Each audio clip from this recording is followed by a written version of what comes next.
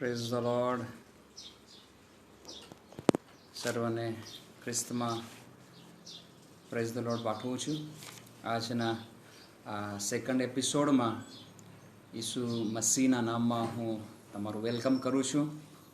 આપણે Bible study કરીએ છીએ, બુક ઓફ રેવલેશન, અને દેવે ફરી આપણને આ સુંદર સમય આપ્યો છે કે આપણે આજનો બાઇબલ સ્ટડી સ્ટાર્ટ કરીએ. ગઈકાલે આપણે આઉટલાઇન જોઈ હતી કે એકચ્યુઅલી આ પ્રકટીકરણ છે શું, શેના માટે છે, રાઈટ. અને બાઇબલ બહુ સ્પષ્ટ કહે છે કે પ્રકટીકરણ એ ઈસુ ખ્રિસ્ત વિશેનું પ્રકટીકરણ છે. તો મેઇન થીમ જે છે, જે centre point of this book revelation જે છે, તે એ છે કે ઈસુ મસીહના મહિમાને એ જાહેર કરે છે, રાઈટ.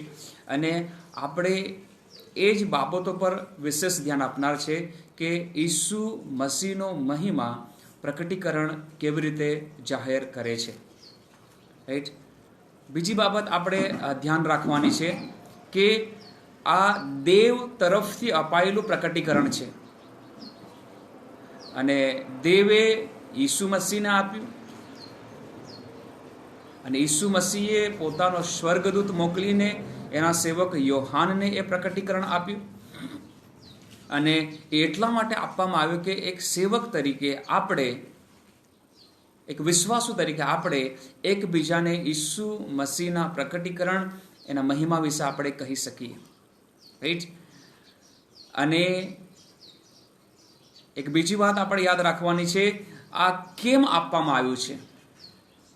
તો ત્રીજી કલમનો જે લાસ્ટ પાર્ટ છે તે શું કહે છે? કેમ કે સમય પાસે છે. કયો સમય પાસે છે? ઈસુ મસીહના આગમનનો. અને એટલા માટે આપણે ગઈકાલે એ વચન જોયું હતું માર્કની લખેલી સમાચારમાં, કે ત્યાં ઈસુ મસીહ એવું કહે છે કે જુઓ, મેં સાવધાન રહો, જુઓ મેં અગાઉથી તમને એ બાબતો જાણ કરી દીધી છે.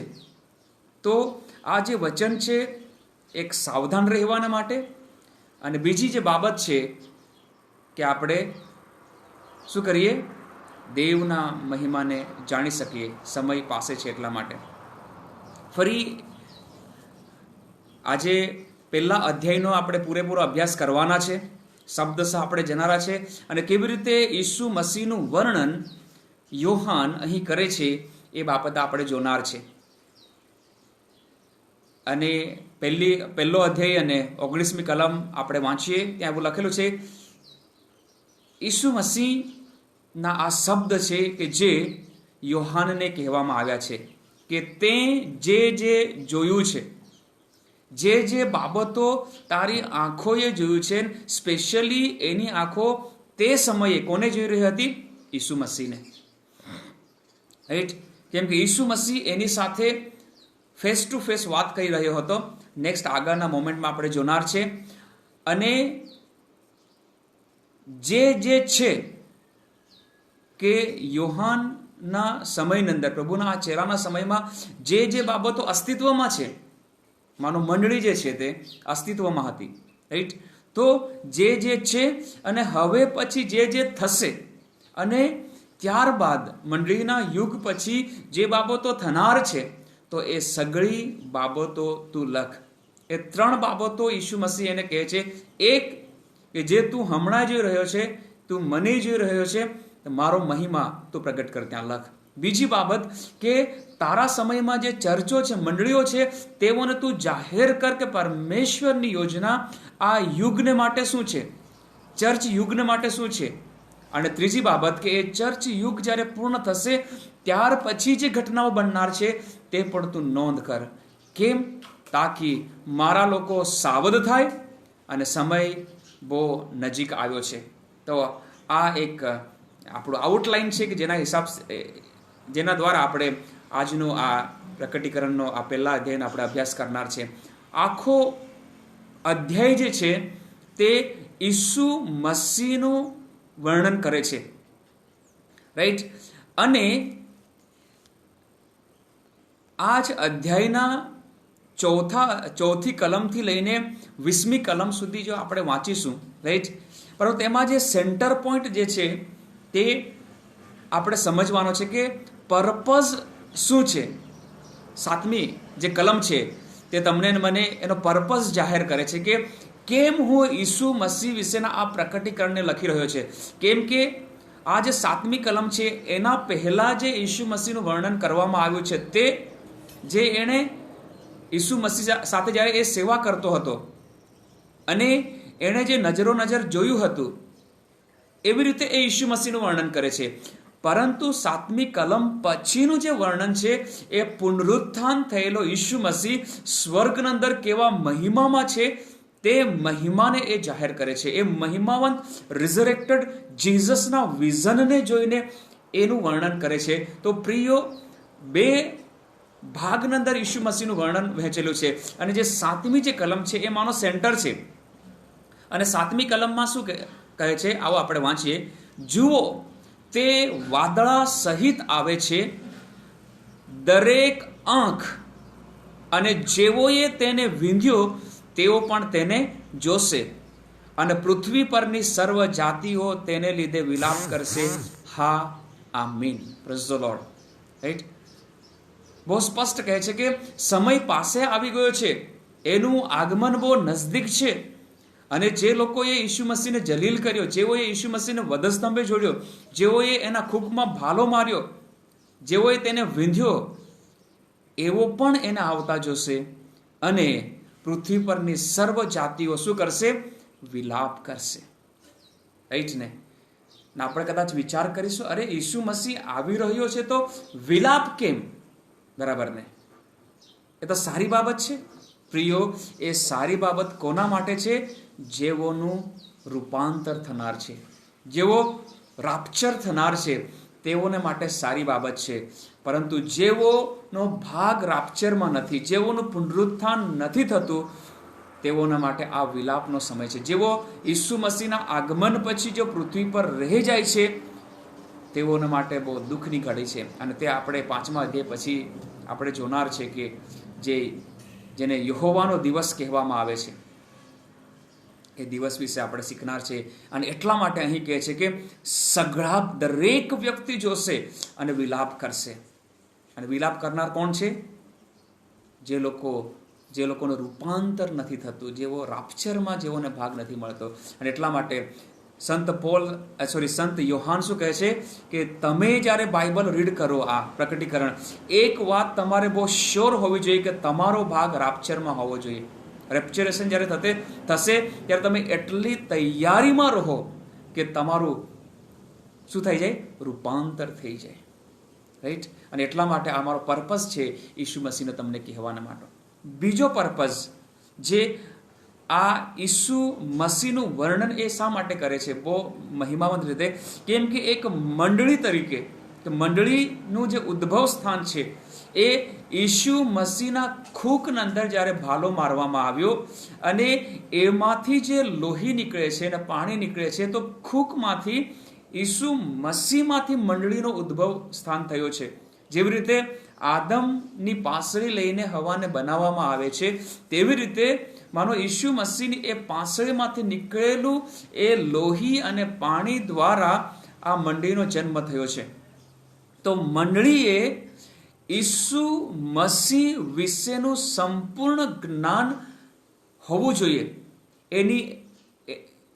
એનો જે ઇતિહાસ, ભવિષ્યવાણીઓમાં ઈસુ મસીહ કેવો, સુવાર્તાઓમાં ઈસુ મસીહનું જીવન, પ્રેરિતોના ડિક્લેરેશનમાં ઈસુ મસીહનો મહિમા અને પત્રીઓમાં જે ઈસુ મસીહનો જે મહિમા છે, એ તમારે ને મારે એક મંડળીએ સઘળી બાબતો જાણવાની જરૂર છે. અને ત્યારબાદ એટલાથી પૂરતું નથી, મંડળીએ એ પુનરુત્થાન થયા પછી ઈસુનો જે મહિમા છે, એનો જે અધિકાર છે, એનું જે સામર્થ્ય છે, એ કઈ પોઝિશનમાં છે, એ બાબતો પણ જાણવાની જરૂર છે.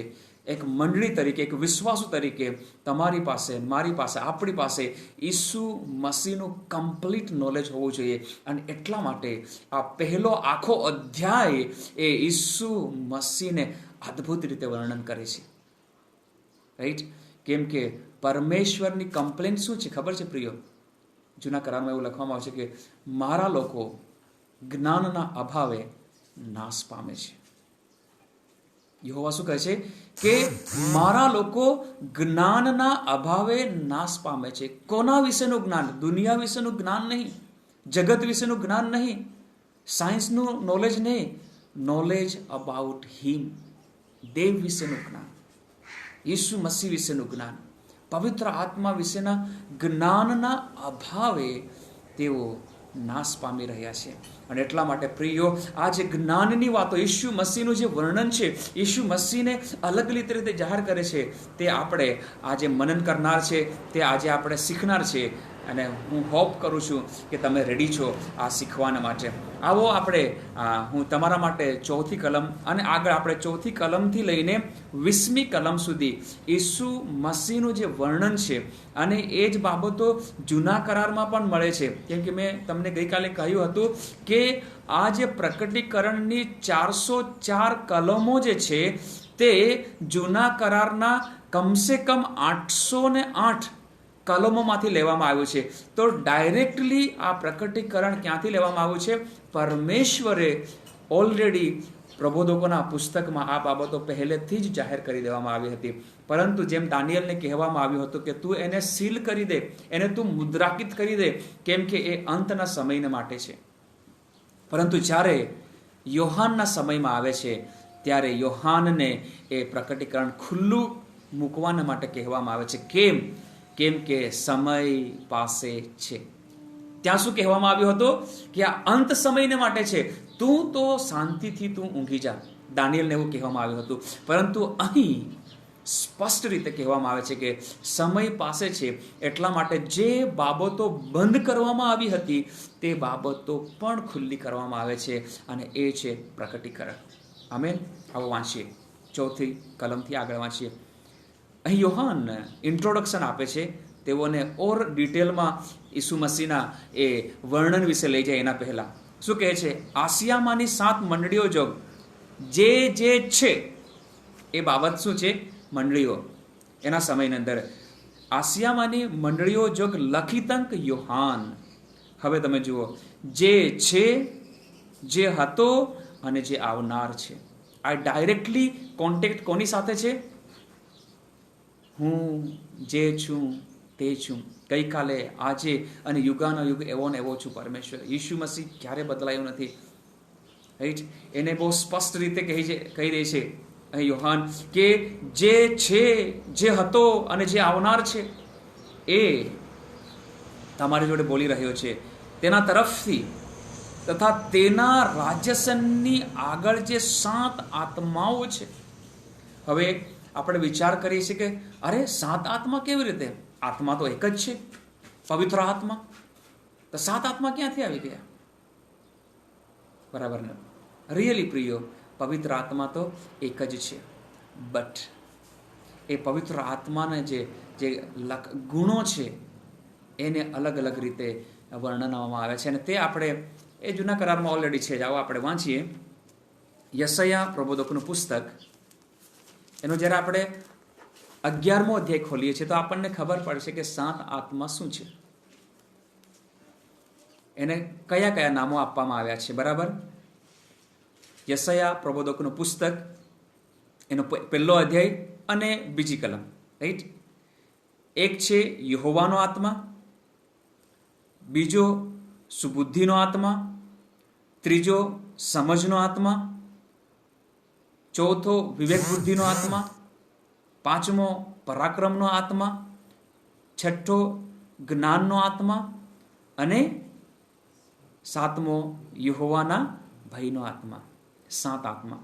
તો એ પવિત્ર આત્માને એને વર્ણન કરવામાં આવ્યો છે અલગ રીતે. એનો સ્વભાવ છે, એનું વલણ એવું છે કે જ્યારે પવિત્ર આત્મા આવે છે ત્યારે એ આપણામાં શું જાહેર કરે છે, કઈ બાબતોને એ પ્રગટ કરે છે. એ અલગ અલગ રીતે પવિત્ર આત્મા પ્રગટ કરે છે. પવિત્ર આત્મા જ્યારે કોઈ વ્યક્તિની અંદર પવિત્ર આત્મા આવે છે એ ફળને પ્રગટ કરે છે, જે 9 ફળ છે તે. એ જ પવિત્ર આત્મા પ્રગટ થાય છે ત્યારે એ કૃપાદાનોને લઈને આવે છે. તો અહીં એ પવિત્ર આત્મા 7 આત્માઓ કયા છે? તો એનું સ્પષ્ટ વર્ણન યશાયા પ્રબોધકના પુસ્તક એના 11મા અધ્યાય અને બીજી કલમમાં આપણે જોઈ ગયા કે એ 7 આત્મા શું છે, એ યહોવાના આત્માને એ વર્ણન કરવામાં આવેલા છે. રાઈટ, એના તરફથી રાઈટ એક તો જે હતો ને જે આવનાર છે તેના તરફથી, ત્યારબાદ પવિત્ર આત્મા તરફથી, અને આગળ શું કહે છે, તથા ઈસુ ખ્રિસ્ત જે વિશ્વાસુ સાહેદ છે. હાલેલુયા, ઈસુ ખ્રિસ્ત જે વિશ્વાસુ સાહેદ છે. હવે એ જ વિશ્વાસુ સાહેદ વિશે ઓલરેડી યોહાન પોતાના લખેલી સુસમાચારમાં એ ઓલરેડી ઈસુ મસીહની વિશ્વાસુ સાહેદ જાહેર કરે છે. જ્યારે તમે અને આપણે વાંચીએ છીએ યોહાનની લખેલી સુસમાચાર, એનો જ્યારે આપણે 5મો અધ્યાય કાઢીએ છીએ, ત્યારે ત્યાં એ ઈસુ મસીહને એક વિશ્વાસુ સાહેદ તરીકે શું કરે છે, એ પ્રગટ કરે છે. યોહાનની લખેલી સુસમાચાર એનો 5મો અધ્યાય અને જ્યારે 30મી કલમ અહીંયા હું તમારા માટે વાંચું છું, તો આપણને આ જે ઈસુ મસીહનું વર્ણન જે યોહાન કરે છે તે આપણને ખબર પડશે. હું કેમ એ વિશ્વાસુ સાહેદ છે એની સાબિતી આપણને અહીંયા મળે છે. રાઈટ, ઈસુ મસીહ કહે છે કે હું મારી મેળે કંઈ કરી શકતો નથી. જે પ્રમાણે હું સાંભળું છું, કોને સાંભળે છે? પિતાને. તે પ્રમાણે ન્યાય ઠરાવું છું, અને મારો ન્યાય અદલ છે, કેમ કે હું મારી પોતાની ઈચ્છા નહીં, પણ જેણે મને મોકલ્યો છે તેની ઈચ્છા પૂરી કરવા ચાહું છું. જો હું પોતા વિશે સાહેદી આપું તો મારી સાહેદી ખરી નથી. મારા વિશે જે સાહેદી આપે છે તે બીજો છે, અને જે સાહેદી મારા વિશે તે આપે છે તે ખરી છે, એ હું જાણું છું. તમે યોહાન પાસે માણસ મોકલ્યા, તમને તેણે નિત્ય સત્ય વિશે સાહેદી આપી, સત્ય વિશે સાહેદી આપી. અને આપણને ખબર છે હુ ઇઝ ટ્રુથ, સત્ય કોણ છે? ઈસુ મસીહ. ઈસુ મસીહ કહ્યું, માર્ગ, સત્ય અને જીવન હું છું. તેણે સત્ય વિશે સાહેદી આપી, ઈસુ મસીહ વિશે સાહેદી આપી છે. તો પણ જે સાહેદી હું સ્વીકારું છું તે માણસો તરફથી નથી, પણ તમે તારણ પામો માટે હું એ વાતો કહું છું. અને એ સાહેદી માણસ કે એટલે નહીં, પરંતુ મારી સાહેદી આપનાર મારો પિતા છે, મારી સાહેદી આપનાર પવિત્ર આત્મા છે, અને તેઓના દ્વારા જ મનુષ્ય પણ મારા વિશે એ સાહેદી આપે છે. પણ યોહાનની સાહેદી કરતા મારી પાસે મોટી સાહેદી છે, કેમ કે જે કામો બાપે મને પૂરા કરવાના આપ્યા છે. મારી સાહેદી યોહાન તો આપે છે, એના કરતા મોટી સાહેદી કઈ છે? મારા પિતાની સાહેદી, પિતા પરમેશ્વરની સાહેદી, અલ સદાય પરમેશ્વરની સાહેદી, એલોહીમની સાહેદી. વાવ! કેમ કે જે કામો બાપે મને પૂરા કરવા આપ્યા છે, એટલે જે કામો હું કરું છું તે જ મારા વિશે સાહેદી આપે છે કે બાપે મને મોકલ્યો છે. આમેન. અને વળી બાપે મને મોકલ્યો છે તેણે પણ મારા વિશે સાહેદી આપી છે. રાઈટ, બાપ પણ મારા વિશે સાહેદી આપે છે. અને એટલા માટે જ જ્યારે આપણે પ્રકટીકરણ અંદર આપણે હોઈએ છીએ ત્યારે એ સંત યોહાન શું કહે છે કે એ વિશ્વાસુ સાહેદ છે. શું છે? એ વિશ્વાસુ સાહેદ છે. આમેન.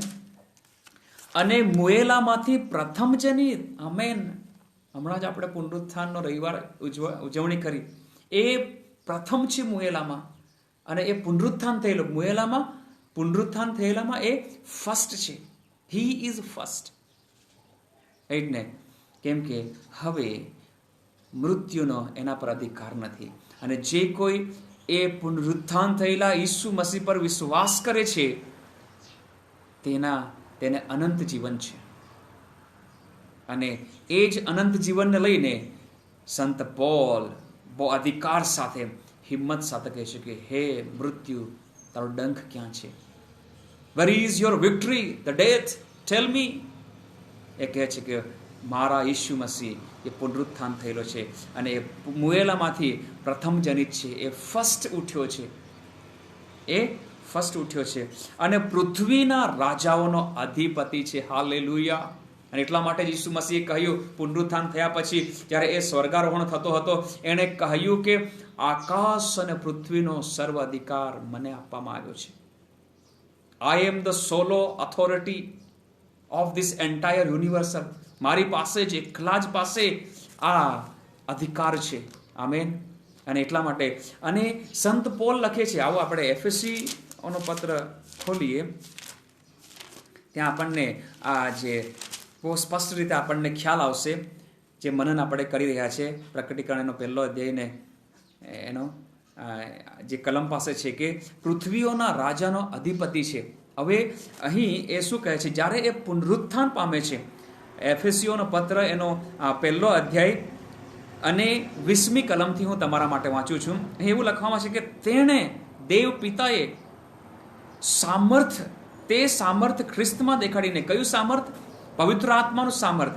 કેમ કે રોમનોના પત્રમાં લખવામાં આવે છે કે દેવે પવિત્ર આત્માના સામર્થ દ્વારા ઈસુ મસીહને પુનરુત્થાન કર્યું, અને એ સામર્થ ખ્રિસ્તમાં દેખાડીને તેને મુએલામાંથી ઉઠાડ્યો. મુએલામાંથી એ પ્રથમ જનિત છે, અને મુએલામાંથી પ્રથમ જનિત છે એ સજીવન થયો છે, એનું પુનરુત્થાન થયું છે. એટલા માટે હવે સર્વ રાજ્ય સત્તા, અધિકાર, પરાક્રમ, ધણીપણું, અને કેવળ આ કાળમાંનું નહીં પણ ભવિષ્ય કાળમાંનું દરેક નામ જે હોય એ સર્વ કરતા ઊંચો કરીને પોતાની જમણી ગમ સ્વર્ગીય સ્થાનોમાં તેને બેસાડ્યો છે. Everything is under his feet. દરેક એ પુનરુત્થાન થયેલા ઈસુ મસીહના પગ પાસે છે, અને એ સર્વ ઉપરી છે. રાઈટ. અને એટલા માટે આ શું કહે છે, વર્તમાનમાં જે છે તે એના અધિકારમાં છે, ભવિષ્યમાં જે બાબતો છે તે પણ એના અધિકારમાં છે. એ રાજા હોય, પ્રજા હોય, અધિકાર હોય, ભૂતકાળ હોય, વર્તમાન કાળ હોય, ભવિષ્ય, everything is under his feet. He is a solo authority of everything. Right. અને તે જુઓ ઈસુ મસીહને કેટલા બારીકાઈથી એ યોહાન વર્ણન કરી રહ્યો છે. And I am enjoying to declare such a savior. Amen. And I hope that you are also enjoying this learning.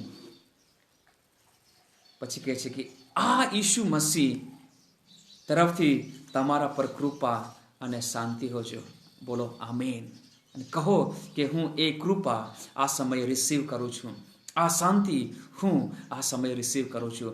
અને આ માહોલમાં ચોક્કસ આપણને એની કૃપાની જરૂર છે, ચોક્કસ આપણને એની શાંતિની જરૂર છે. અને શાંતિ આપનાર કોણ છે? વિશ્વાસુ સાહેબ ઈસુ મસીહ, મોયેલામાંથી પ્રથમ જનિત અને પૃથ્વીના રાજાઓનો અધિપતિ. એના તરફથી તમને શાંતિ અને કૃપા થાય છે. આમેન. આગળ ઓર બી કહે છે તેના તરફથી. રાઈટ. પછી પોતાના જેણે આપણા પર પ્રેમ રાખ્યો છે અને પોતાના રક્ત વડે આપણને આપણા પાપથી મુક્ત કર્યા છે. બોલો આમેન. ઈસુના લોહી દ્વારા આપણને શુદ્ધ કરવામાં આવ્યા છે. હવે જેના પર ઈસુનું લોહી છે એના લેખે પાપ પરમેશ્વર ગણતો નથી. જેણે પોતાને ઈસુના લોહીથી ધોયો છે એના પર હવે પાપ દંડ નથી, દંડાજ્ઞા નથી. કેમ કે ખ્રિસ્તમાં જે ખ્રિસ્તનો જે આત્મા છે તેનો નિયમ એ છે કે એ જીવનના આત્માના નિયમ દ્વારા તેણે તમને અને મને, આપણ સર્વને પાપના તથા મરણના નિયમથી મુક્ત કર્યો છે. આમેન. રાઈટ. અને ઈસુના લોહીમાં એ સામર્થ્ય પ્રિય. ઈસુનું લોહી આપણને પ્રોટેક્ટ કરે છે. ઈસુનું લોહી આપણા કપાળ પર છે. ઈસુનું લોહી આપણે આ હથેલીમાં છે.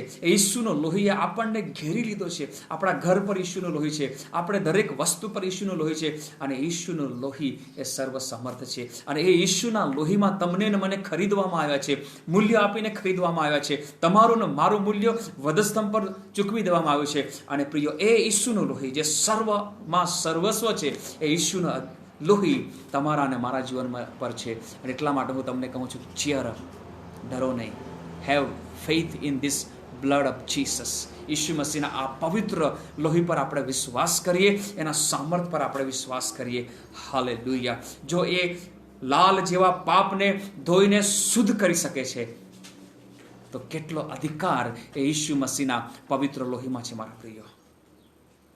આમેન. અને એ ઈસુના લોહીથી શુદ્ધ કરીને પછી શું કહે છે? અને દેવે હવે તમારા અને મારા જીવન પર ઈસુનું લોહી છે એના કારણે, રાઈટ, શું થાય છે? એટલે પોતાના પિતાને સારું, દેવને સારું, આપણને યાજકોનું રાજ્ય બનાવ્યું છે. આમેન. એ જ વાત તમને મને ખબર છે પિત્તર પણ લખે છે પ્રિય.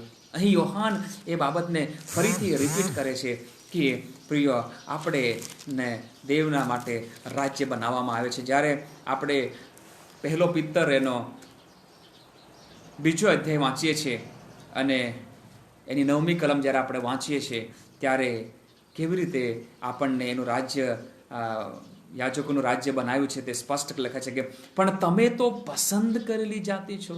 You are chosen one. Right. રાજમાન્ય યાજક વર્ગ, રાજાઓના ખાનદાનના તમે. અને એ રાજાઓના રાજા એ કોણ છે? Isu Masih, the God who is sitting on the throne with the authority. 5મા અધ્યાયમાં એનો મહિમા આપણે જોનાર છે. 4થા અને 5મા અધ્યાયમાં બટ શું કહે છે? રાજમાન્ય યાજક વર્ગ. અને રાજમાન્ય કયો રાજ? આપણામાં કોનું ડીએનએ છે હવે? ઈસુ મસીહનું ડીએનએ. કેમ કે એનું લોહી તમારા અને મારા શરીરમાં દોડે છે. આપણો ડીએનએ હવે સ્વર્ગનો છે, પિતાના ડીએનએમાં આપણે આવીએ છીએ. એટલા માટે આપણે ઈસુ મસીહના લોહી દ્વારા રાજમાન્ય યાજક ઠરીએ છીએ. પવિત્ર પ્રજા. આપણે પાપી હતા પરંતુ ઈસુ મસીહના લોહીએ શુદ્ધ કર્યા છે. હવે આપણે પવિત્ર પ્રજા થઈએ છીએ અને પ્રભુના ખાસ લોક છો. આમેન. રાઈટ. પ્રભુના કેવા લોકો છે? તમે ખાસ લોકો છો. તો એવી રીતે અહીં પણ સંત પિત્તર એવું લખે છે. અહીં સંત યોહાન શું કહે છે કે તેણે આપણને પિતાને સારું, દેવ પિતાને સારું એણે યાજકોનું રાજ્ય બનાવ્યું છે. તેને મહિમા, એ ઈશુને મહિમા તથા અધિકાર, અગેન ઓથોરિટી. રિમેમ્બર, અધિકાર શબ્દ વારંવાર અહીં ઉપયોગ કરવામાં આવે છે. અધિકાર. સદા સર્વકાળ સુધી હોજો. સગા બોલે આમીન. વર્તમાન, ભૂતકાળ, ભવિષ્યકાળ, સર્વકાળ સુધી, જેનો કોઈ અંત નથી, ત્યાં સુધી માત્ર અને માત્ર એક જ પ્રભુનો, એક જ ઈશુનો અધિકાર છે. રાઈટ. અને એ જ ઈસુ મસીહ પર તમે અને હું વિશ્વાસ કરીએ છીએ. આપણો વિશ્વાસ જેના પર કરીએ છીએ એ કેટલો પાવરફુલ ઈસુ મસીહ છે તેનું વર્ણન કહે છે. અને ત્યાર પછી કહે છે કે તમે વિશ્વાસમાં બની રહેજો, તમારા તારણને તમે ટકાવી રાખજો. કેમ કે જે ઈશુનું હું વર્ણન કરી રહ્યો છું એ જ ઈસુ પાછો આવનાર છે. અન્ડરસ્ટેન્ડ? તો પાછો આવનાર છે એ કહેવા પહેલાં એ ઈસુ મસીહના માનો એના જન્મથી લઈને એના મૃત્યુને અને એ પુનરુત્થાન પામે છે અને કેવી રીતે એ મહિમામાં લઈ લેવામાં આવે છે તે સુધીનું વર્ણન બહુ જ ટૂંકની અંદર અદ્ભુત રીતે કરે છે. આમેન. અને ત્યારબાદ 7મી કલમ આપણે વાંચી ગયા. 8મી કલમ, પ્રભુદેવ જે છે, જે હતો અને જે આવનાર છે, જે સર્વશક્તિમાન છે. હાલેલુયા. આજનું વચન આપણને વિશેષ ઉત્તેજન કરશે કેમ કે આપણે ઈસુ મસીહ વિશે જ્ઞાની થઈ રહ્યા છે. આપણે ઈસુ વિશેનું જ્ઞાન આપણે પ્રાપ્ત કરી રહ્યા છે. પ્રકટીકરણનો જે મહિમા ઈસુ મસીહનો જાહેર કરે છે એ મહિમાને આપણે શબ્દ સહ શીખી રહ્યા છે. અને શું કહે છે કે જે હતો અને જે આવનાર છે. કોણ આવનાર છે? ઈસુ મસીહ, જે સર્વશક્તિમાન છે. તે કહે છે કે હું આલ્ફા તથા ઓમેગા છું. યશાયા 41:4 પણ યહોવા કહે છે કે હું આલ્ફા અને ઓમેગા છું. અહીં ઈસુ મસીહ કહે છે કે હું આલ્ફા અને ઓમેગા છું. રાઈટ. તો ડિરેક્ટલી પુનરુત્થાન થયા બાદ એ ડાયરેક્ટલી એના પાસે સર્વશક્તિમાન પરમેશ્વરનો અધિકાર છે. આમીન. અને એની શાંતિ તમારા પર હો, એની કૃપા તમારા પર થાય. હવે આગળ એ યોહાન પોતાના વિશે થોડું કહે છે કે હું યોહાન તમારો ભાઈ, આપણો ભાઈ. તે સમયના એ મંડીને લખે છે, તેઓને કહે છે પણ આપણે પણ આપણો મોટો ભાઈ યોહાન. રાઈટ ને? કેમ કે ઈસુ મસીહના લોહીમાં ઈસુ મસીહ આપણને ભાઈઓ કહ્યા છે, તમે મારા નાના ભાઈઓ છો. અને તો સંત પોલ, પિત્તર, યોહાન આપણે કુટુંબના છે, તેઓ આપણા મોટા ભાઈઓ છે. એ શું કહે છે? તમારો ભાઈ. અને વિપત્તિમાં તથા ઈસુના રાજ્ય. રાઈટ. વિપત્તિ, દુઃખ અને સંકટ જે તેઓ પર પડ્યું તેઓમાં પણ હું તમારી સાથે હતો. ઈસુના રાજ્ય તથા ધૈર્યમાં ભાગીદાર. બરાબર ને? દુઃખમાં હું ભાગીદાર હતો અને ઈસુના એ રાજ્યને બહુ ધૈર્યપૂર્વક મેં પ્રગટ કર્યું છે, અને તમે પણ પ્રગટ કર્યું છે, આપણે સાથે પ્રગટ કર્યું છે. અને એ સાક્ષીને લીધે, જ્યારે આપણે એ સાક્ષી આપી રહ્યા હતા, તેને લીધે પાતમસ નામે બેટમાં હતો. જ્યારે મને રાજાએ પકડ્યો અને પાતમસ નામના બેટમાં નાખવામાં આવ્યો, ત્યારે એક દિવસ એવું થયું, નાવ હવે એ ટ્રેક પર આવે છે, હવે એ રિવલેશનને જાહેર કરવાના માટે આવે છે. શું કહે છે? પ્રભુને દહાડે. હવે પ્રભુને દહાડે વિશે અલગ અલગ ઓપિનિયન છે. કોઈ પ્રભુને દહાડે એટલે સાબાત, શનિવારને કહે છે. કોઈ પ્રભુને દહાડે એ કદાચ સન્ડે હશે, રવિવાર હશે, એવું કહે છે. પણ પ્રિયો, ત્યાં એવું નથી. જ્યારે આપણે યહોવાનો દિવસ વિશે વિચાર કરીશું, ત્યાં બાઇબલ વારંવાર યહોવાનો દિવસ એવું કહે છે. તો યહોવાનો દિવસ એ સન્ડે કે ફ્રાઈડે નથી, એ પરમેશ્વરનો નિયુક્ત સમય છે. આમેન. એ પરમેશ્વરનો નિયુક્ત સમય છે, ને એને બાઇબલ યહોવાનો દિવસ એવો નામ આપે છે. તો આ પ્રભુને જે દહાડે છે, એ દહાડો કયો છે? જે સમયે ઈસુ મસીહે એની મુલાકાત લીધી, અને મુલાકાત લઈને જે પ્રકટીકરણ એને આપવામાં આવ્યા, એ દહાડો, એ મોમેન્ટને એ પ્રભુનો દહાડો કહે છે. એ પ્રભુનો સમય, એ એનો સમય હતો, અને એટલા માટે એ સમયને એ પ્રભુનો દહાડો તરીકે નામ આપે છે. હું આત્મામાં હતો, આઈ વોઝ ઇન સ્પિરિટ, બરાબર ને? હું આત્મામાં આવી ગયો, ત્યારે મેં મારી પાછળ રણશિંગડાનો અવાજ જેવી મોટી વાણી સાંભળી, અને એક રણશિંગડા જેવું કંઈક ફૂંકાયું, અને એ રણશિંગડા જેવું એક વાણી મેં સાંભળી. તો રણશિંગડાનો અવાજ બહુ મહત્વનો છે. રણશિંગડું અહીં પહેલી વખત પ્રકટીકરણમાં ઉપયોગ થયો છે, પરંતુ પહેલેથી રણશિંગડું બહુ મહત્વનું છે. રાઈટ? આપણે જૂના કરારમાં આપણે જોનાર છે કે જ્યારે પરમેશ્વર લોકો સાથે બોલતો, ત્યારે એના અવાજને પણ જે મૂસા છે એ રણશિંગડા સાથે વર્ણન કરે છે. આપણે વાંચીશું. રણશિંગડું એટલા માટે મહત્વનું છે કે પ્રિયો, જ્યારે રૂપાંતર થનાર છે, ત્યારે પણ રણશિંગડું ફૂંકાનાર છે. રાઈટ? અને રણશિંગડા વિશે, 7 રણશિંગડાઓ વિશે ઓલરેડી આપણે ભવિષ્યમાં આવનારા સમયમાં આપણે સ્ટડી કરનાર છે. તો રણશિંગડુંનો જનરલી એ કોની સાથે કનેક્ટેડ છે? પરમેશ્વરના અવાજ સાથે. રાઈટ ને? અને હવે તમે જુઓ, એ શું કહે છે? રણશિંગડાના અવાજ જેવી મોટી વાણી સાંભળી. તે કહેતી હતી, તે વાણી એવી કહેતી હતી કે તું જે જુએ છે, તું જે જુએ છે તે પુસ્તકમાં લખ. રાઈટ? પ્રભુના દહાડે જે બાબતો એને બતાવવામાં આવી, અને બહુ સ્પષ્ટપણે યીશુ મસીહે એને કહ્યું કે તું તે લખી લે. કેમ? તાકી મારા લોકોને ખબર પડે કે સમય પાસે છે. અને લખીને એ બાબતો કોને કહી દેખાડ? મંડળીને. તો આ જે પ્રકટીકરણની બાબતો કોના માટે છે? મંડળીને માટે છે. અને કહે છે, અને એફેસસમાં, સ્મુર્નામાં, પર્ગમાનમાં, થુવાતીરામાં, સાર્દિસમાં, ફિલાડેલ્ફિયામાં તથા લવોદિકિયામાં જે 7 મંડળી છે, તેઓના પર તે લખ. આ મંડળી વિશે ડિટેલ સ્ટડી આપણે આવતીકાલથી સ્ટાર્ટ કરનાર છે. તો stay tune with me to know the history of this. આજે મંડળી છે તેઓનો ઇતિહાસ અને એ શું રિપ્રેઝેન્ટ કરે છે, એ બાબતો આપણે આવતીકાલે જોનાર છે. પણ એ રણશિંગડા જેવો જે અવાજ આવતો હતો, તે અવાજ તેની સાથે વાતચીત કરી રહ્યો હતો, અને એણે કહ્યું કે તું જે હમણાં જોઈ રહ્યો છે તે તું લખ, અને લખીને આ 7 મંડળીઓને તું જાહેર કર. તો આ કોના માટે લખવામાં આવ્યું છે? મંડળીઓ વિશે. અને એ કોને આપવામાં આવ્યું છે? સેવકને. પહેલી કલમમાં આપણે તમે વાંચી શકો છો કે પોતાના સેવક યોહાનને તેણે જણાવ્યું તાકી સેવકો એ શીખે, પ્રભુના દાસો એ શીખે, તાકી તેઓ મંડળીને શીખવી શકે. તો આ આપણા માટે છે. અને એટલા માટે આપણે કહેવાનું એવું કમ્પ્લેન નહીં કરવાની કે અરે સમજ નથી પડતી, આ તો બહુ અઘરી છે, પ્રકટીકરણની બાબતો અઘરી છે. અરે પ્રિયો, આપણા માટે લખવામાં આવે છે. આપણને ઉત્તમ શિક્ષક આપવામાં આવ્યો છે. આપણને દેવ પવિત્ર આત્મા આપ્યો છે. એણે જ આ બધું લખાવડાવ્યું છે. એ આપણને કેમ કરીને શીખવાડશે. પ્રભુને કહો તો ખરા. જેવી રીતે યર્મિયા 33:3 શું કહે છે? તમે મને હાંક મારો એટલે હું તમને ઉત્તર આપીશ, અને ગૂઢ અને ગુહ્ય બાબતો જે તમે નથી જાણતા એવી બાબતો તમને જાહેર કરવામાં આવશે. તમે સાંભળી નથી, તમારા મનમાં બેઠી નથી એવી બાબતો જો આ નહીં સમજ પડતી હોય તો કોને પૂછવાનું? પ્રભુને પૂછો. પ્રભુ કહે છે કે હું તમને જણાવીશ.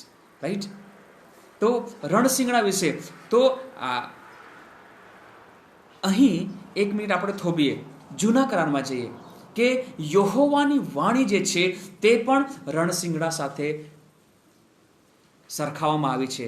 અને જ્યારે હું એ વિચાર કરતો હતો કે જ્યારે રણશિંગડું ફૂંકાશે અને લોકોનું રૂપાંતર થઈ જશે, જેઓ ઈસુમાં ઊંઘી ગયા છે તેઓ સજીવન થઈ જશે, તો રણશિંગડામાં એટલું તો શું સામર્થ્ય છે કે રણશિંગડું ફૂંકાય અને આખું વિશ્વ સાંભળી લે અને ફૂંકાતાની સાથે સડનલી રૂપાંતર થઈ જાય, ઈસુમાં ઊંઘી ગયેલા ઉઠી જાય. તો પ્રિયો, 2 બાબતો આપણને ખ્યાલ આવે છે. આ રણશિંગડું એક યહોવાની વાણીને પ્રગટ કરે છે, અને એ જ રણશિંગડું અહીં પ્રકટીકરણમાં ઈસુની વાણીને પ્રગટ કરે છે. અને માત્ર ઈસુ મસીહ શું કહ્યું કે દેવના શબ્દથી લોકો જીવે છે. આમેન. Praise the lord. આવો આપણે નિર્ગમન એનો 19મો અધ્યાય કાઢીએ. નિર્ગમન એનો 19મો અધ્યાય કે જ્યાં યહોવા પરમેશ્વરની વાણીને રણશિંગડા સાથે સરખાવવામાં આવે છે. મૂસા એને સરખાવે છે. નિર્ગમન એનો 19મો અધ્યાય અને 16મી કલમથી હું તમારા માટે વાંચું છું. તમે પણ ઘરે એને વાંચો. અને 3જે દિવસે જ્યારે એને બોલાવવામાં આવ્યો ત્યારે સિનાઈના અરણ્યમાં રાઈટ, અને એ પર્વત પર જ્યારે જાય છે, 3જે દિવસે સવારમાં એમ થયું કે ગર્જના તથા વીજળી તથા પર્વત પર. હવે ગર્જના અને વીજળી આ ઓલરેડી આપણે પ્રકટીકરણમાં જોનાર છે કે જેને એક્સપ્લેનેશન નથી આપવામાં આવ્યું. મેં તમને ગઈકાલે પણ કીધું હતું કે ગર્જનાઓ વીજળીઓ થઈ એનું ડાયરેક્ટલી એક્સપ્લેનેશન નથી, એક મિસ્ટ્રી છે. રાઈટ ને? પણ તે કોને રિપ્રેઝન્ટ કરે છે? પરમેશ્વરના અવાજને. પણ તેઓ શું બોલી રહ્યા છે તેનું એક્સપ્લેનેશન બહુ વિશેષ ડિટેલમાં આપવામાં નથી આવ્યું. તો તેઓએ શું થયું? ગર્જના તથા વીજળી તથા પર્વત પર ગાઢું વાદળ તથા રણશિંગડાનો બહુ મોટો અવાજ થયો. આમેન. રણશિંગડાનો બહુ મોટો અવાજ થયો, અને તેથી છાવણીના સર્વ લોક ધ્રુજી ગયા. અને દેવને મળવા સારું મૂસાએ લોકોને છાવણી બહાર કાઢ્યા, અને તેઓ પર્વતની તળેટીમાં ઊભા રહ્યા. અને આખા સિનાઈ પર્વત પર ધુમાડો થયો, કેમ કે યહોવા તે પર અગ્નિ દ્વારા ઉતર્યો, અને તે ધુમાડો ભઠ્ઠીના ધુમાડાની માફક ચડ્યો, ને આખો પર્વત બહુ કંપ્યો. અને જ્યારે રણશિંગડાનો સાદ વધારે ને વધારે મોટો થતો ગયો, ત્યારે મૂસા બોલ્યો કે દેવ તેની વાણી દ્વારા ઉત્તર આપ્યો. આમેન. રણશિંગડાનો અવાજ શું છે? દેવની વાણી. આમેન. તો એટલા માટે જ કે યહોવાનો અવાજ, દેવની વાણી રણશિંગડા સાથે સરખાવવામાં આવેલી છે. અને એવી રીતે અહીં પણ ઈસુનો જે અવાજ છે, એને કહ્યું મેં રણશિંગડા જેવું કંઈક સાંભળ્યું. અને તે રણશિંગડા જેવો અવાજ શું કહેતો હતો કે તું જે જુએ છે તે તું લખ. હવે તમે જુઓ 12મી કલમ, પ્રકટીકરણ એનો 1લો અધ્યાય 12મી કલમ. જે વાણી મારી સાથે બોલી તે જોવાનો હું પાછો ફર્યો, ત્યારે મેં સોનાની 7 દેવી જોઈ. હું જસ્ટ ફર્યો કેમ કે અવાજ પાછળથી આવતો હતો, અને એ જોવાને હું ફર્યો ત્યારે મેં શું જોયું કે 7 દીવી મેં જોઈ, અને એ 7 દીવીઓની વચમાં મનુષ્ય પુત્ર જેવા એકને મેં જોયો. Amen. Hallelujah. Praise the lord. 7 દીવી, બરાબર ને? અને એ 7 દીવીની વચમાં એ ઈસુ મસીહ હોય છે. જેવો એક મનુષ્ય પુત્રને હું જોઉં છું, તેણે પગની પાની સુધી પહોંચે એવો ઝબ્બો પહેરેલો હતો. અને તેની, હવે તમે જુઓ, આ છે પુનરુત્થાન થયેલા ઈસુ મસીહનું વર્ણન, કે જે હમણાં સ્વર્ગમાં બાપની જમણી સાઈડે બેઠેલો છે, જેના હાથમાં સર્વ અધિકાર છે. સદા સર્વકાળનો અધિકાર છે એ ઈસુ મસીહનું વર્ણન, પુનરુત્થાન થયેલા એ ઈસુ મસીહનું વર્ણન. કેમ કે આપણને ખબર છે કે યોહાને એને જ્યારે પૃથ્વી પર સેવા કરતો હતો ત્યારે એને જોયો છે. એ જ યોહાને એને વધસ્તંભ પર જેવી રીતે એને દુઃખ અને પીડામાં, અને જેવી રીતે યશાયા પ્રબોધકનું પુસ્તક કહે છે કે એ કેટલો કદરૂપો બેરૂપ થઈ ગયો હતો, કેટલો એ માનો મનુષ્ય જ ન હતો, એવા સ્વરૂપમાં પણ એને જોયો હતો. પરંતુ હમણાં જે સ્વરૂપ એ જોઈ રહ્યો છે એ પુનરુત્થાન થયેલા ઈસુ મસીહનું સ્વરૂપ છે. અને જ્યારે ઈસુ મસીહે 40 દિવસ સુધી જે પુનરુત્થાન થયો હતો, એ જે દર્શન આપ્યું હતું, એના કરતા એ વધારે મહિમામાં છે. હમણાં સમજી શકો છો તમે, જે મહિમામાં તેઓએ પુનરુત્થાન થયેલા ઈસુ મસીહને 40 દિવસ સુધી દર્શનમાં જોયું, એનો જ મહિમા અલગ છે. કેમ છે? કેમ કે એ જે ઈસુ મસીહ છે પુનરુત્થાન થયા પછી એ હમણાં દેવ છે, હવે એ રાજાઓનો રાજા છે. અને રાજાઓનો રાજાનો મહિમા કેવો હોવો જોઈએ? તે મહિમા આ છે, પુનરુત્થાન થયેલો Isu Masih as a king of kings તરીકે ત્યાં બેઠો છે. અને એટલા માટે એનો મહિમા ટોટલી ડિફરન્ટ છે. કેમ કે 4 ફેઝની અંદર ઈસુ મસીહનું દર્શન આ સંત યોહાનને થાય છે જ્યારે એ સેવા કરતો હતો ત્યારે. ત્યાર પછી કયું? ત્યારે એને વધસ્તંભ પર જોડવામાં આવ્યું ત્યારે. ત્યારબાદ ત્રીજું એ પુનરુત્થાન થયો અને 40 દિવસ સુધી દર્શન થયું. ત્યાર પછીનો અને હમણાં, રાઈટ. અને શું કહે છે? પગની પાની સુધી પહોંચે એવો ઝબ્બો પહેરેલો હતો, અને તેની છાતી પર સોનાનો પટ્ટો બાંધેલો હતો. તેનું માથું તથા કેસ ધોળા ઊનના જેવા બરફની માફક શ્વેત હતા. તેની આંખો અગ્નિની જ્વાળા જેવી હતી. આમેન. Directly comparison with almighty God. He is just like almighty God. એ માનો સર્વશક્તિમાન પરમેશ્વરની માફક એ ત્યાં બેઠેલો હતો. આમેન. અને પ્રિયો, હવે તમે જુઓ, તેના પગ જાણે ભઠ્ઠીમાં શુદ્ધ થયેલા ચળકતા પિત્તળના જેવા હતા. તેનો સાદ પુષ્કળ પાણીના અવાજ જેવો હતો. જેવો અવાજ પરમેશ્વર યહોવાનો છે, એવો જ અવાજ હવે ઈસુ મસીહનો છે. કેમ કે now he is in the full authority, right. અને આ જ દર્શન દાનિયેલને થાય છે. આ એક્ઝેક્ટલી દાનિયેલમાં જે બાબતો લખેલી છે તે જ બાબતો અહીં દર્શાવવામાં આવી છે. દાનિયેલનું પુસ્તક જ્યારે આપણે કાઢીએ છીએ, દાનિયેલ પ્રબોધકનું પુસ્તક, એનો જ્યારે આપણે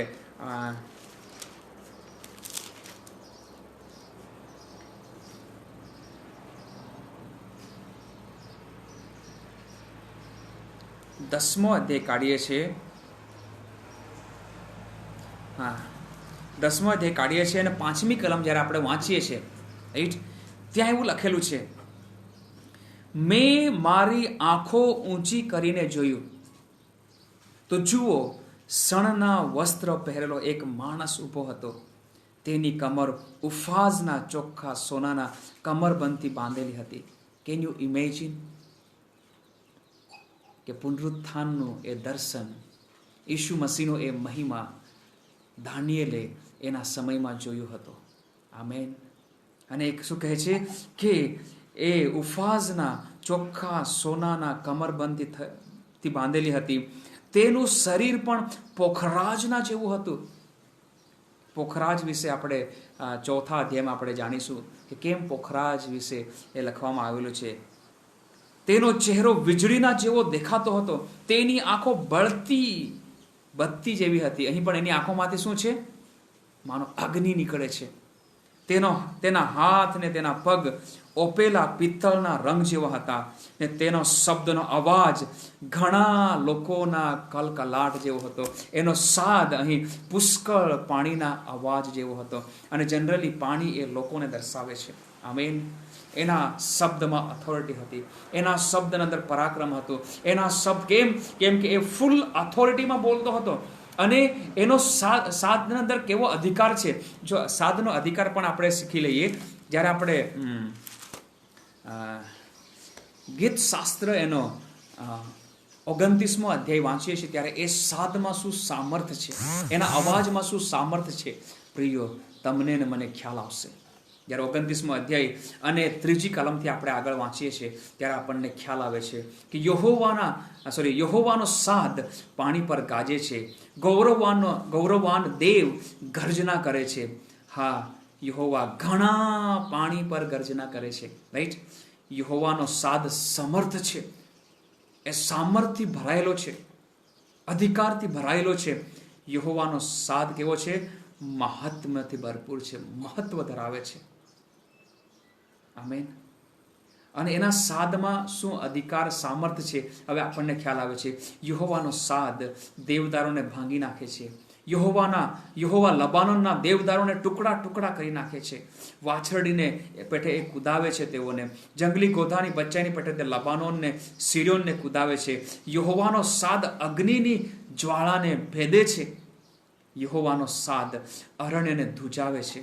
યહોવા કાદેશના અરણ્યને ધ્રુજાવે છે. યહોવાના સાદથી હરણીના ગર્ભ ગળી જાય છે અને ઝાડીઓના ડાળખા પાકડા તૂટી પડે છે. અને તેના મંદિરમાં સગા કહે છે કે ગૌરવ આ છે પરમેશ્વરના સાદ, એની વાણીનું મહાત્મ્ય. અને એવો જ અવાજ એ યીશુ મસીહનો હતો કે ઘણા પાણીના અવાજ જેવો હતો. અહીં આ પુનરુત્થાન થયેલા યીશુ મસીહને વર્ણન કરવામાં આવ્યું છે અને આપણે સ્પષ્ટ રીતે જાણી શકીએ છીએ કે કેવા મહિમામાં, totally different, full of the authority. Right ને? અને તેનો એનો ચહેરાનો જે મેન છે, શું કહે છે? જ્યારે એને વધસ્તંભ પર જોડવામાં આવ્યું હતું ત્યારે એ 2 કદરૂપો થઈ ગયો હતો. એનું સ્વરૂપ બદલાઈ ગયું હતું અને એને માનો માણસમાંથી કાપી નાખવામાં આવેલો હતો. એ માણસ જ ના હોય એવો એ લાગતો હતો. પરંતુ એ જ પુનરુત્થાન થયેલું યીશુ મસીહ જ્યારે સ્વર્ગમાં રાજ્ય સિંહાસન પર બેઠેલો છે ત્યારે બાઇબલ શું કહે છે કે તેના શું કહે છે, એનો જે ચહેરો છે તે એકદમ સૂર્યના તેજ જેવો છે. તેના જમણા હાથમાં 7 તારા હતા. તેના મોંમાંથી 2 ધારી પાણીદાર તરવાર નીકળતી હતી. તેનો ચહેરો પૂર્ણ તેજથી પ્રકાશતા સૂર્યના જેવો હતો. રાઈટ ને? હમણાં બપોર થયો છે, 12 વાગ્યાના સમયે આપણે સ્ટાર્ટ કર્યો. તે સમયે બપોરના તમે સૂર્ય તરફ તમે જોજો ત્યારે આપણને ખબર પડશે કે કેવો તેજોમય, કેવા મહિમામાં એ રહે છે. પ્રિયો, એનો મહિમા બહુ સ્પષ્ટ રીતે સંત પોલ વર્ણન કરે છે. સંત પોલ જ્યારે આપણે જસ્ટ મિનિટ,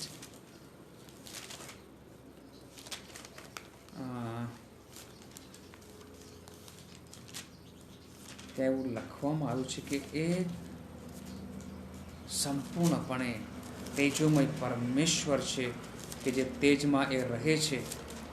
એ તેજનું વર્ણન ત્યાં કરવામાં આવ્યું છે.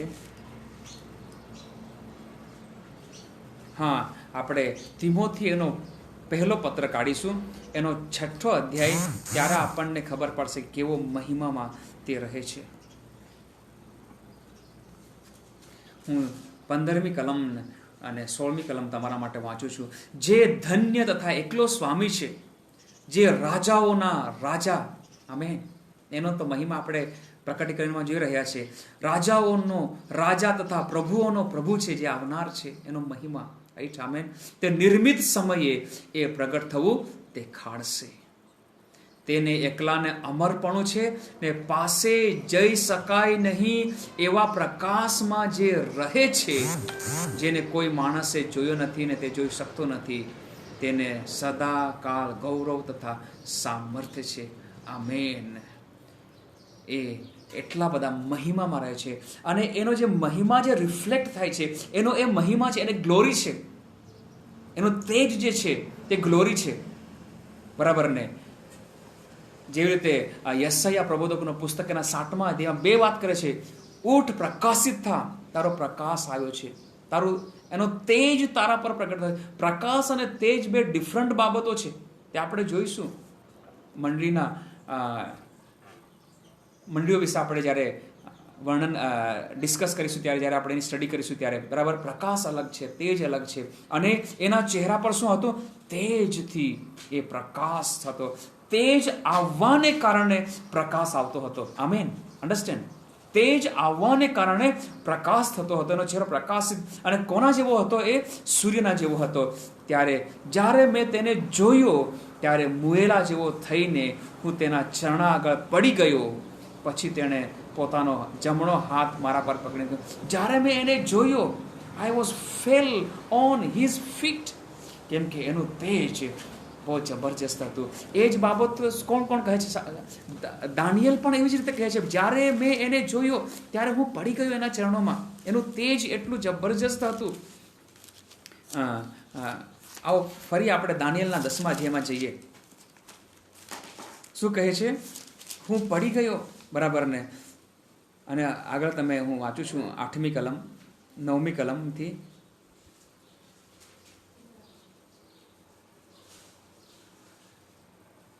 તો પણ તેના શબ્દોનો સાદ મેં સાંભળ્યો, અને જ્યારે મેં તેના શબ્દનો સાદ સાંભળ્યો, એનો અવાજ જ્યારે મેં સાંભળ્યો, ત્યારે મારું મુખ ભૂમિ તરફ રાખીને હું ઊંધો ભર નિદ્રામાં પડ્યો. હું ઊંધો પડી ગયો, અને માનો મારામાંથી તેજ જતું રહ્યું. એ છે ઈસુ મસીહનો મહિમા પુનરુત્થાન થયા પછી. અને એ ઈસુ મસીહનો મહિમા તમારા માટે છે, મારા માટે છે. જ્યારે એ જ પરમેશ્વર એનો મહિમા જ્યારે કોણ જુએ છે? હિઝકિયલ જુએ છે. ત્યારે હિઝકિયલ પણ કહે છે કે હું એના ચરણોમાં પડી ગયો, એવું ત્યાં લખવામાં આવ્યું છે. બરાબર ને?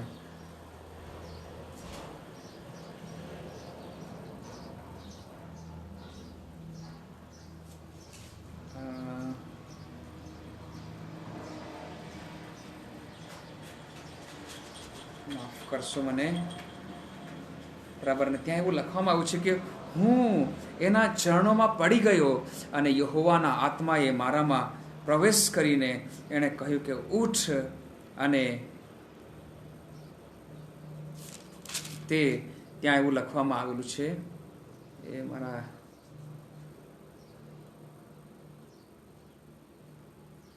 કંઈ નહીં, એને આપણે 5મા અધ્યાયમાં જ્યારે કરીશું ત્યારે એને ચોક્કસ આપણે જોઈશું. પહેલા બીજા અધ્યાયની અંદર એક કલમમાં એવું લખવામાં આવ્યું છે કે હિઝકિયલ જ્યારે એ પરમેશ્વરનો મહિમા ગૌરવ જોવે છે ત્યારે એના પવિત્ર ચરણોમાં પડી જાય છે.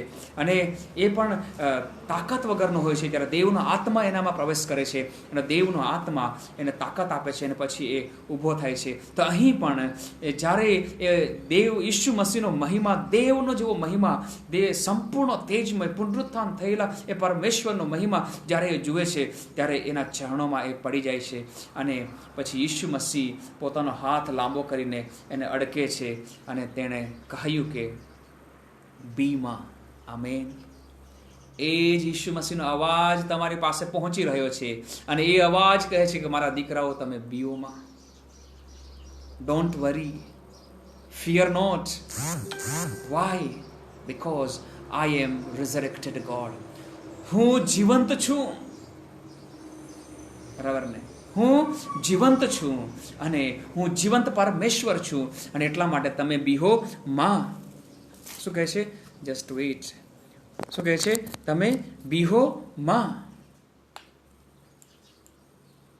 તમે બીહો માં, એવું એ કહે છે પ્રિયો. અને પછી ઈસુ મસીહ પોતાનું ઇન્ટ્રોડક્શન આપે છે. હવે ઈસુ મસીહ પોતાને પ્રગટ કરી રહ્યો છે. તમારા અને મારા, આપણા ઉદ્ધારકર્તાના શબ્દ તમે સાંભળો. પ્રથમ શબ્દ શું હતો યોહાનને માટે? યોહાન, બીમાં. યોહાન, તું પતમાસ નામના બેટમાં છે, બીમાં. યોહાન, તું રાજાએ તને પકડ્યો છે, તું બીમાં. તને તેલમાં નાખવામાં આવ્યો ત્યારે પણ હું તારી પાસે આવ્યો હતો, ને તને તેલમાંથી ઉગારી લીધો છે, તું બીમાં. કેમ? કે તને અભિષેક કરવામાં આવ્યો છે, તને પસંદ કરવામાં આવ્યો છે. તું મારું પસંદ કરેલું પાત્ર છે. તમે મારા પસંદ કરેલા લોકો છો. તમે રાજમાન્ય યાજક વર્ગ છો. Fear not. દેવની વાણી આજે એના લોકો માટે છે, બીમાં. અને ઈસુ મસીહ કહે છે કે પ્રથમ તથા છેલ્લો હું છું, આલ્ફા તથા ઓમેગા હું છું. ડિરેક્ટલી ઈસુ મસીહ અહીં શું કહે છે? 41 યશાયા પ્રબોધકનું 41 અને 4 ને કહે છે, ડિરેક્ટલી એ કહે છે કે હવે હું આલ્ફા તથા ઓમેગા છું. ત્યાં યહોવા પરમેશ્વર કહે છે કે હું કોણ છે? હું આલ્ફા અને ઓમેગા છું. અહીં આલ્ફા એટલે ફર્સ્ટ, ઓમેગા એટલે લાસ્ટ. હું પ્રથમ તથા છેલ્લો છું અને હું હવે જીવંત છું.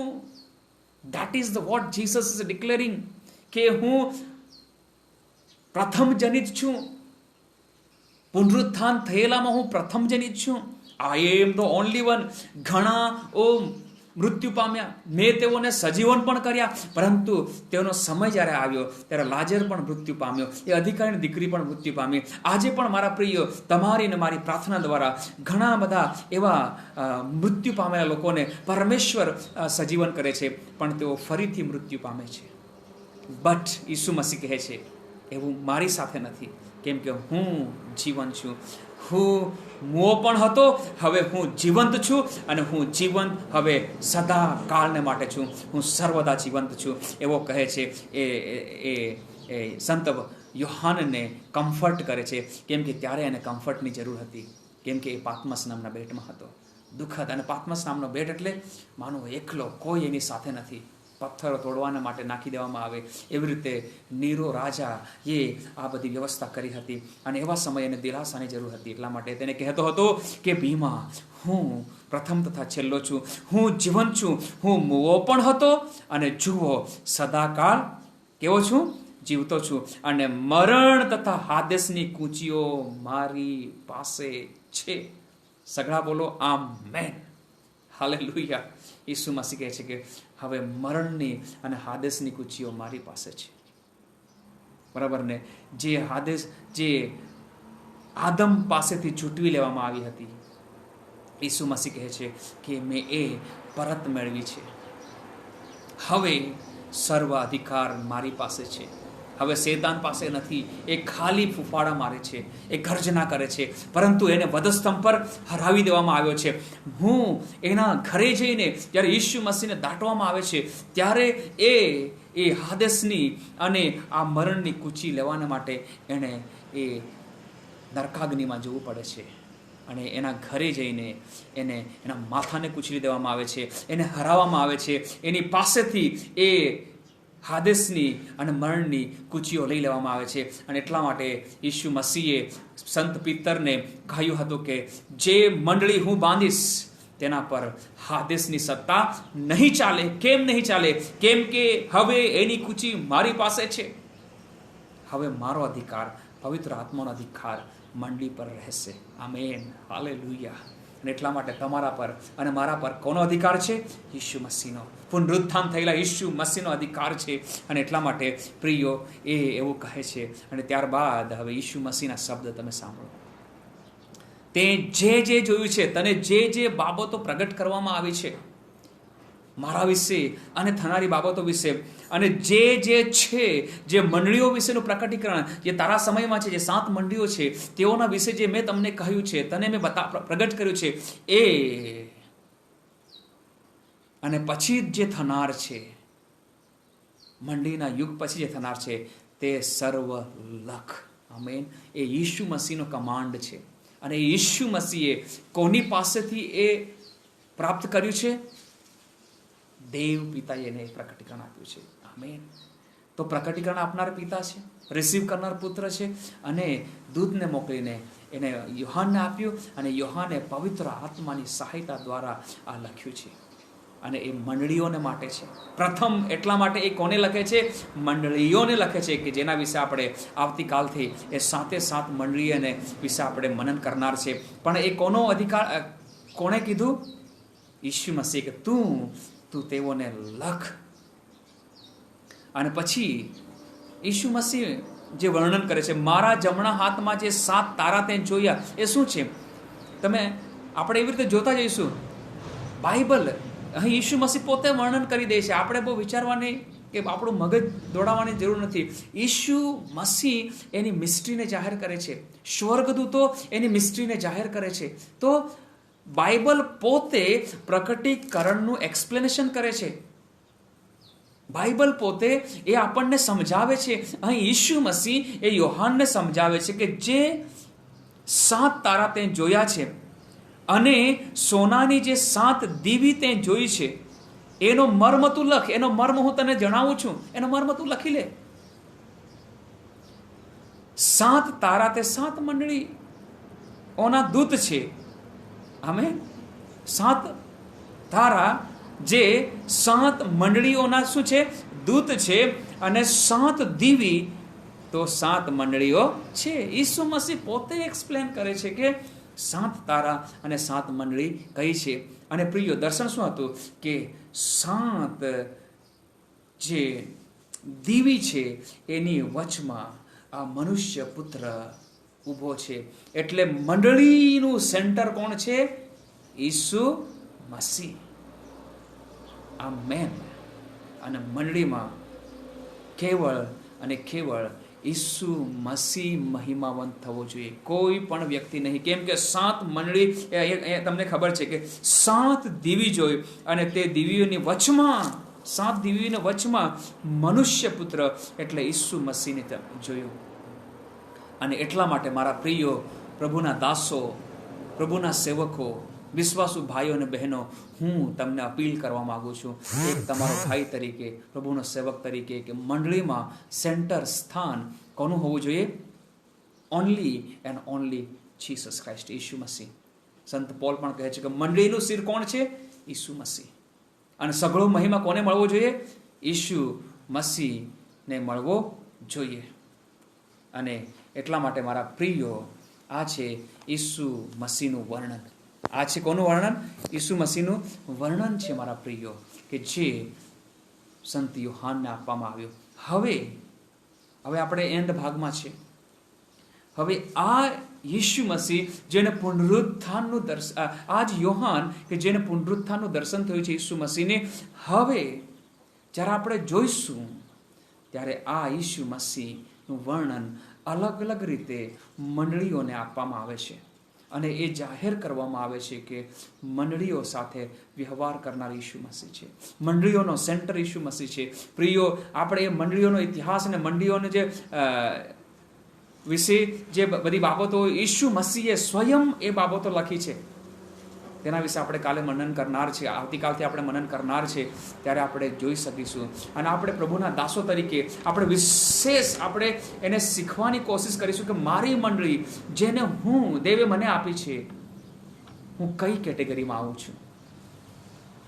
અને જો કંઈ કરેક્શન છે તો આપણે કરેક્શન કરવાનું છે, તાકી દેવનો મહિમા મંડળીઓમાં પ્રગટ થઈ શકે. આમેન. તો મારા પ્રિયો ભાઈઓ અને બહેનો, જેટલા તમે ઓનલાઈન છો ને જેટલા તમે જોનાર છો, આ છે ઈસુ મસીહનું વર્ણન. બરાબર ને? જેવી રીતે બાઇબલની શરૂઆત ઇન ધ બિગિનિંગ ગોડ, કોનાથી શરૂઆત થાય છે? પિતાથી, મહાન પરમેશ્વરથી. એવી જ રીતે પ્રકટીકરણની શરૂઆત કોનાથી થાય છે?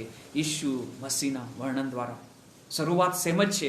પહેલા પુસ્તકની શરૂઆત પિતાથી થાય છે, સામર્થ્ય પરમેશ્વરથી થાય છે. એવી જ રીતે પ્રિયો, આ પ્રકટીકરણની શરૂઆત, છેલ્લા પુસ્તકની શરૂઆત પણ એ જ ઈસુ મસીહ એટલે પુનરુત્થાન થયેલા ઈસુ મસીહ. જો પેટર્ન એક જ છે. શરૂઆતનું પુસ્તકની શરૂઆત પરમેશ્વરથી, અંત છેલ્લું પુસ્તક એની શરૂઆત પણ પરમેશ્વરથી. એટલા માટે કેવળ અને કેવળ બાઇબલના પરમેશ્વરને જ મહિમા મળવો જોઈએ. આમેન. આવો આપણે પ્રાર્થના કરીએ. પિતા પરમેશ્વર, અમે પ્રાર્થના કરીએ છીએ, અદ્ભુત જેવું વર્ણન ઈસુ મસીહ વિશે આ બાઇબલ દર્શાવે છે કે જે અમારો ઉદ્ધાર કરતા છે, જે અમારો પ્રભુ છે, જેણે અમને લોહી વહેવડાવીને ખરીદી લીધા છે. હવે અમે પોતાના નથી, અમે તો એ ઈસુના છીએ.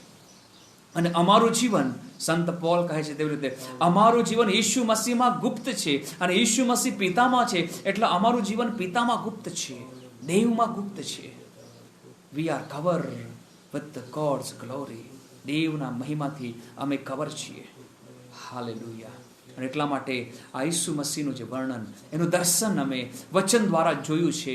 હું પ્રાર્થના કરું છું, પ્રભુજી અમને ઓર બી એનો જે મહિમા છે એનું રિવલેશન અમને આપ. પુનરુત્થાન થયેલા ઈસુ મસીહનું વર્ણન, એનો મહિમા, પ્રભુઓના પ્રભુનો વર્ણન, એનો મહિમા, રાજાઓના રાજાનો એ વર્ણન, એનો મહિમા અમને ઓર બી પ્રગટ કર. જે તેજ અને જે પ્રકાશ દેવ અને ઈસુ મસીહમાં છે, પવિત્ર આત્મા છે, તે આ સમયે અમારા જીવનમાં, અમારા પરિવારમાં, મંડળીઓમાં પ્રગટ થાય એવી અમે પ્રાર્થના કરીએ છીએ મારા દેવ. અને સગળામાં તમને જ મહિમા મળે, એ જ અમારી પ્રાર્થના છે પિતા પરમેશ્વર. ધન્યવાદ કરીએ છીએ લોર્ડ, સાંભળનાર ને માટે, વાંચનારને માટે, પાળનારને માટે જે સ્પેશિયલ આશીર્વાદો આ બાઇબલ એટલે પ્રકટીકરણનું પુસ્તક દર્શાવે છે, એ આશીર્વાદો જેટલાઓએ સાંભળ્યું છે તેઓ ધન્ય છે, જેટલાઓ વાંચે છે તેઓ ધન્ય છે, જેઓ આ વચન પાળે છે તેઓ પણ ધન્ય છે. તો આ ધન્યતાનો આશીર્વાદ દરેક વ્યક્તિના જીવનમાં આ સમયે જેઓ સાંભળી રહ્યા છે, હમણાં પછી જેઓ સાંભળશે, આ પછી જ્યારે બાઇબલ વાંચશે, એના પર એ ધન્યતાનો આશીર્વાદ ઉતરી આવો. I bless them. અને હલવાનના રક્તને હું દરેક વ્યક્તિના જીવન પર, પ્રભુ ઈસુ મસીહ પર વિશ્વાસ કરનારા પર હું હલવાનના રક્તને હું જાહેર કરું છું. ડિવાઇન પ્રોટેક્શન લઈને આવું છું, ડિવાઇન હિલિંગને લઈને આવું છું, ડિવાઇન બ્લેસિંગને લઈને આવું છું. પ્રગટ થાય એ જ મારી પ્રાર્થના છે પિતા પરમેશ્વર. ધન્યવાદ પવિત્ર આત્મા, તમે અમને પ્રથમ અધ્યાયના અભ્યાસ કરવાના માટે અમને મદદ કરી, અને એવી જ રીતે શ્રેષ્ઠ ટીચર તમે પવિત્ર આત્મા અમને આખા 22 અધ્યાય અભ્યાસ કરવાના માટે તમે ટીચર બનીને અમારી સાથે વ્યવહાર કરજો, એ જ અમારી પ્રાર્થના છે. આ સ્ટડી દ્વારા, આજના વચનના મર્મ દ્વારા, વચન અભ્યાસ દ્વારા કેવળ અને કેવળ પિતા, પુત્ર અને પવિત્ર આત્માને જ મહિમા મળે, અને એ મહિમા અમે તેઓને આપતા આ પ્રાર્થના ઈસુ મસીહના નામમાં માગીએ છીએ. Amen, amen and amen. God bless you. God be with you. See you tomorrow again at 12 o'clock. Bye. God bless you. God be with you.